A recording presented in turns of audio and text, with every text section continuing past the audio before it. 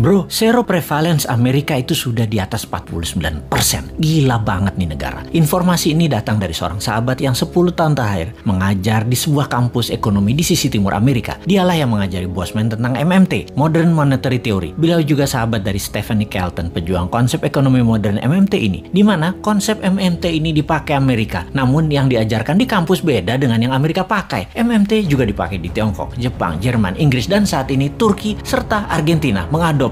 Untuk Indonesia, tenang. Kalau Newman jadi pegang kendali pasti pakai MMT. Pada sabar ya, dan terus berjuang memintarkan masyarakat. Lihat ilmunya, fokus di ilmunya, dan jangan fokus di populernya seseorang. Karena kebanyakan mereka ingin menarik di panggung politik, fokusnya membuat populer saja. Seperti para calon-calon saat ini, mencari populer tanpa punya konsep bernegara. Kembali ke informasi sepotong di atas. Pertanyaan di kepala saya selanjutnya adalah, apaan tuh seroprevalence? Sehingga saya pun bertanya kepadanya. Seroprevalensi adalah jumlah individu dalam suatu populasi yang menunjukkan hasil positif baik untuk penyakit tertentu berdasarkan spesimen serolog atau serum darah. Jadi, menurut sahabat saya ini, di Amerika kekebalan tubuh imunitas terhadap COVID lebih dari 49,1% dari populasi. Dan ini hebat, ditambah yang telah berhasil divaksin adalah 13,7% saat ini. Maka Amerika sudah mendekati herd immunity. Ya terang saja nonton final NBA kemarin pada nggak pakai masker. Kenapa hebat? Karena mayoritas kekebalannya didapat dari alami, yaitu natural herd immunity. Gak heran dalam diskusi di Clubhouse, Elon Musk mengatakan, unvaccinated sperm